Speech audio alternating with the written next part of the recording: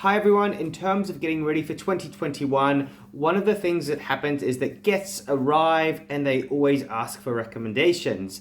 Quite often we'll get a map and then we'll draw little X's and places for people to go, but you can upgrade all of that and get it all online in a few really easy steps using Google Maps. I'm going to show you how to do that today.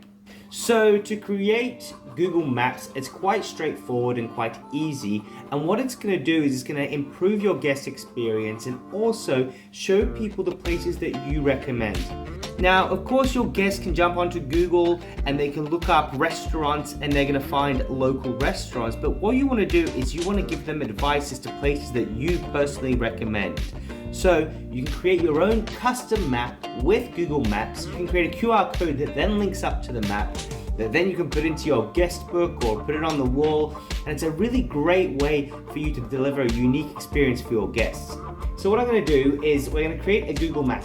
We go into Maps, My Maps, and we press Get Started. Now it's really straightforward. We press Create a New Map. And we're going to start off with this today. So what I'm going to do is I'm going to set up some different locations in Apollo Bay. I'm actually heading out to Apollo Bay soon, so we can go into Apollo Bay and we can see where the location is. And what we can do is we can start to create layers. So for each layer, I recommend adding different places that are of interest to particular people. So what we'll do is we'll put in, we'll call it Bart's Apollo Bay recommendations. These are the places that I just love. Okay. And then what we're going to do is we're going to create a layer. So on the first layer, we're going to put in places to eat or favorite places to eat. And what we're going to do is we're going to start to add places. So, look, I don't know Apollo Bay that well. Restaurants, Apollo Bay. And then we've got all of these different restaurants that come up. Now, we might want to put La Bimba in there, and we're going to put in the Chinese restaurant. Look, it doesn't really matter. You're going to create a map, and you're going to add all your favorite places into there. We've got them labeled, and what we can do is from all of these we can create a color. So we're going to make them red. The restaurants will do red, and then we're also going to put them in as food. So we're going to put the little icons here, which are food. All right, fantastic. And then what you can do is you can actually put in all your favorite places that you want people to visit. So you could put in local attractions that you think that people must go and visit. You could put in the closest beach. You could put in the best places to go for different activities. So let's do an activity. So let's do forest, our favorite walks. Okay, so this one we're going to do a little bit different. So for our walks, we're going to zoom out and let's say we're going to go, let's put in waterfalls. Waterfalls. Apollo Bay waterfalls. You're going to get the idea pretty quickly as to what we can do. So we've got our waterfalls here. And we're going to go and we're going to say, all right, this one here, the Great Otways National Park, we know that that's the location that we want to have. We're going to do that again, but for the walks, we're going to make them green. We've got our little hiking guy, which we're going to put there. And we're going to say, you know what, we know of a walk that nobody else knows about. And we're going to put that little walk here. And we're going to say, Bart's favorite walk. Great place with amazing views. We save that one.